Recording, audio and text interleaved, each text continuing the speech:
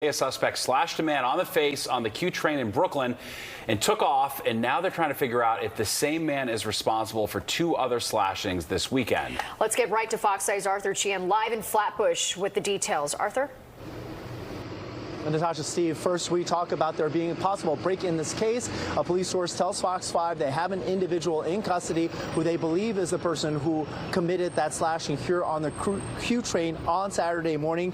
They do have that person in custody now. He has not been formally charged, but let's in the meantime show you surveillance video they had released just before that of the person that they were looking for. This person described as 6'2", wearing a beige hoodie, early Sunday morning, allegedly slashed a fellow subway rider on a Q train with some sort of an unknown object as that train was approaching this Cortelli Road subway station. That victim in that case, a 37-year-old man who was unprovoked this case. That individual was rushed to Kings County Hospital.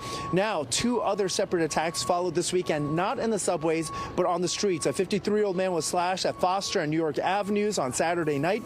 And yesterday morning, a 56-year-old man was viciously attacked on Newkirk Avenue. In all 3 cases, the victims were slashed on the left side of their face, and at last check, all 3 victims are in stable condition, but the string of incidents still has people in this part of Flatbush shaken. I just lived there, and I only heard about it this morning. I'm scared to come out of the house sometimes. I stay alert. Usually I try to stand by the wall. If anybody's sitting a little too close to me, so I just move.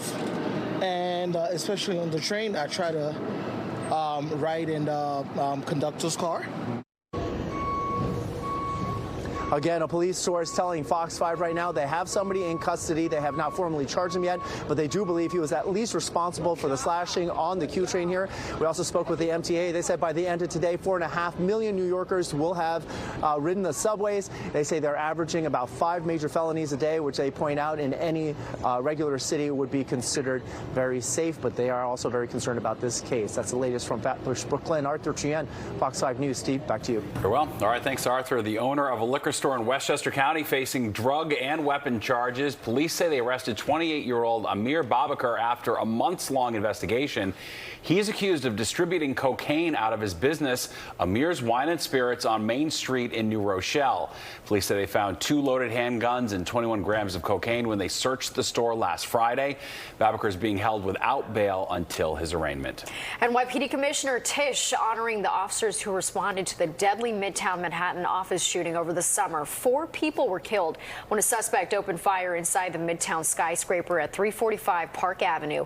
Today, 190 police officers and their families attended the ceremony, including the family of fallen detective Dirarul Islam, who was working off duty at the time of the shooting.